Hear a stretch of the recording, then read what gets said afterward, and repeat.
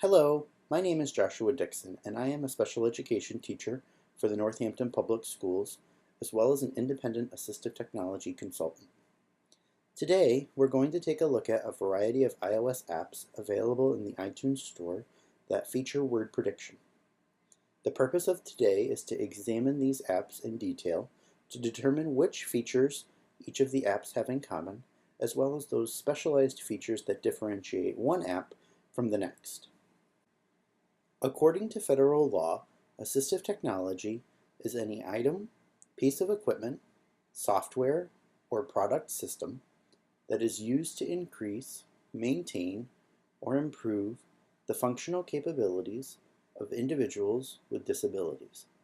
When considering assistive technology, I like to think of AT as a continuum that spans from low-tech to high-tech. I also like to apply the three-tiered response to intervention model that most districts use to the AT continuum so that I ensure that I'm looking at items that are considered Tier 1 or everyday sort of classroom and school interventions, such as pencil grips, adapted paper, dictionaries, etc., as well as those sort of middle tier or mid-tech items that are available to all students and are typically found within the general education setting, but that may require some specialized instructions to successfully implement. Before I really look at those high-tech or Tier 3 items that require either an assistive technology evaluation or consultation from an AT specialist. Those Tier 3 items, which are items that we're going to look at today, really aren't typically available to every student, and they really are sort of specialized and provide specialized supports to students in order for them to access the general education curriculum. Before we take a look at our tools today, I just wanted to sort of put them into perspective for you because, as I mentioned previously, word prediction would be considered a Tier 3 intervention. However, you're going to notice that the majority of our iOS apps actually include a combination of Tier 2 and Tier 3 interventions from both the composing written material and spelling domains. In the lineup today, we are going to explore 6 of the top word prediction apps available in the iTunes Store, including CoWriter by Don Johnston, iReadWrite by TextHelp, iWordQ by Quillsoft, Clicker Docs and Write on the Line by Crick, and Abilipad by Cheryl Brigman. When examining each of these apps, we're going to take a look at the following categories, including audio supports, visual supports, customizability, exportability, and the unique features which make each app stand out. The first 2 apps that we're going to take a look at are CoWriter by Don Johnston, which is on the left-hand side of your screen, and iReadWrite by TextHelp, which is on the right-hand side of your screen. I find that these 2 apps are the most commonly recommended apps for students who need word prediction support, and so I really wanted to take a look at both of these apps side by side so that you're able to see some of the distinct features that these apps have to offer. The first thing that we're going to do is open up the settings menu on both apps by tapping on the cogwheel in the upper right-hand corner. What I would like to do is go ahead and go through the settings on both apps independently and then sort of go ahead and compare some of the distinctive features that each app has to offer. In Don Johnston's CoWriter, you have the ability to customize both speech and text options. Under the Speak menu, you have your speech options, which include the ability to toggle on and off the amount of auditory support students receive. Students can hear their text read either by letter, by word, or by sentence, or any combination of the 3. One thing that I really like in CoWriter is that you have the ability to fine-tune your rate of speech by sliding across this bar from slow to fast. A lot of different word prediction apps don't offer that fine-tuning customizability, and so that's something that CoWriter really has over some of the other apps. In CoWriter, you only have one voice option, which is Heather. It's a high-quality a cappella voice, but there are no other voice options at this time. Under the text menu, you have your text customizability options, including the font size. Again, you have this ability to fine-tune the font size by sliding across the bar. And then you also have a contrast option, which inverts the colors of the text in background from black on white to white on black, which does help with eye fatigue as well as the ability of students with visual impairments who may need an increased contrast. If I take a look at iRead-Write's customizability features, they also have a voice and text customizability section. The first thing that we're going to do is take a look at the voice settings, which is found underneath the settings menu. In iRead-Write, you have 3 different voice options: Tom, Jill, and Samantha. And you also have the ability to adjust the speech speed or rate of speech from slow to medium to fast. If I go ahead and tap on the capital A and lowercase a, you will find the text customizability features within iRead-Write, which again includes the size, the font, and unlike CoWriter, the color.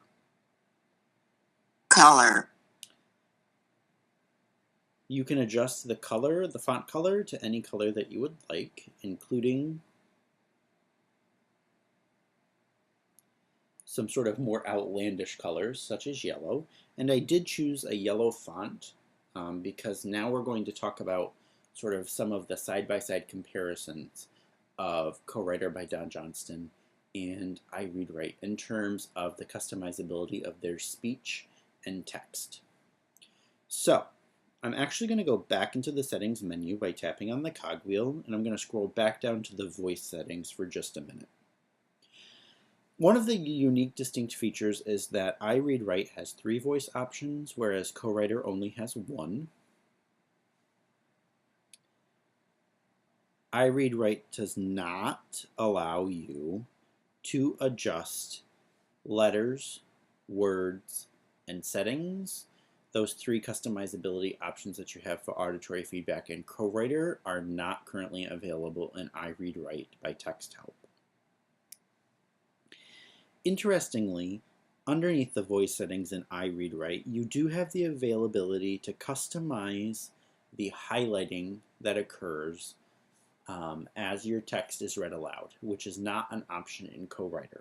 Both CoWriter and iRead-Write do highlight text as it is being read aloud to students. However, iRead-Write is the only app that offers the customizability to change that background and foreground color as it reads.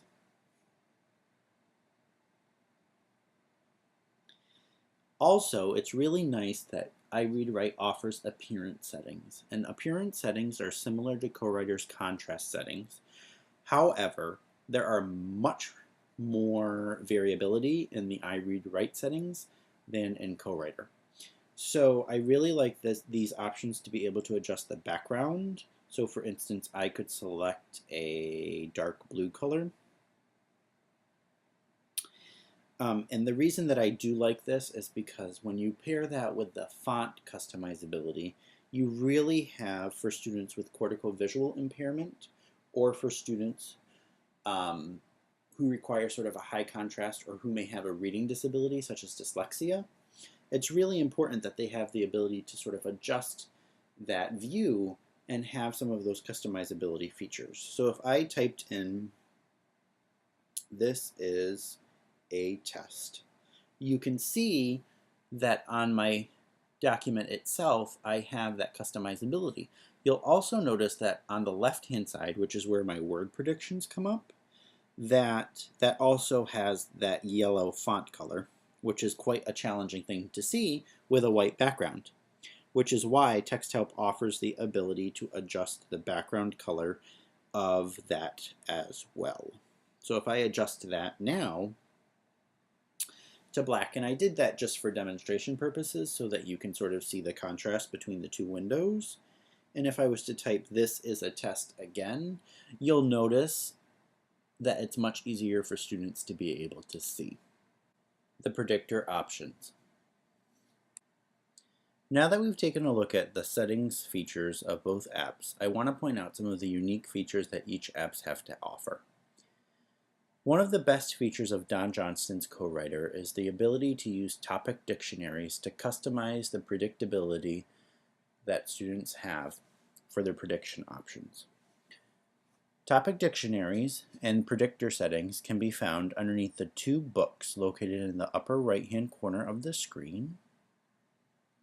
When I tap on that, I get a combination of the ability to turn on and off topic dictionaries, as well as the ability to adjust the size of the main dictionary that my predictions are going to be pulled from.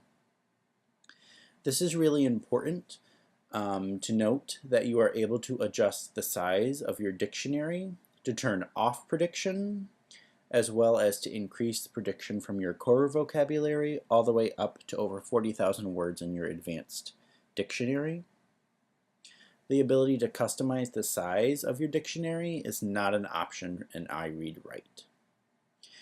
Topic dictionaries are unique in the fact that they offer students the ability to have topic-specific vocabulary predicted first in their predictions. So for instance, if I was to type in